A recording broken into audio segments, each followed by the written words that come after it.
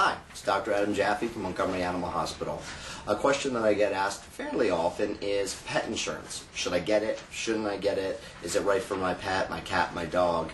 And it's a little bit of a complicated question, but I'll try and answer it. It's important to know that there are multiple insurance companies out there, but they all generally work the same. You are going to come to the office and you're going to have a service or services performed, and then you're going to pay for that service.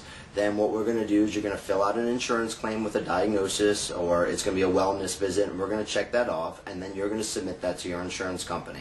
They will reimburse you based on their reimbursement schedule after the fact, based on what they do for different things. So maybe wellness visits, vaccines, and heartworm, flea and tick, they'll reimburse a smaller amount, but potentially a major surgery, bladder stone, something orthopedic, something more catastrophic, they're going to pay more on. And that's part of one of the things you want to look into. Look at the different companies, look at, what do they pay out more on, and, what are the different types of plans, and try and figure out which one is right for you.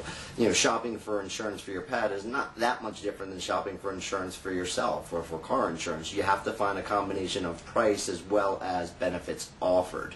And so I do tell people, I do hear often after the fact that people say, I wish I had got my pet the pet insurance. When the dog ate a foreign body and has to have emergency surgery or something along those lines, people look after the fact and say, in hindsight, I should have had it.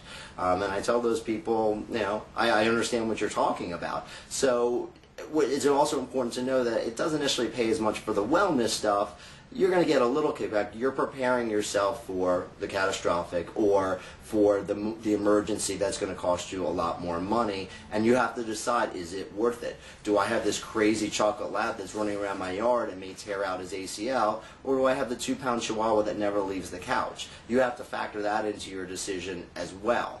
And ultimately, it's a risk reward, and you have to kind of do your research, do your due diligence, and figure out if that's what you want to do. And I guess one way you could phrase it is more of a sick insurance, much more so than a health insurance. Yeah, you'll get a little bit of kickback on the healthy stuff, but you're really preparing yourself for something more serious. The last thing is getting insurance earlier versus later on in life is extremely important. When your dog is a puppy or your cat is a kitten, they don't have any pre-existing conditions. So once we document your pet has an allergy or chronic ear infections or something else, you may not be able to reap the benefits of having the insurance after the fact.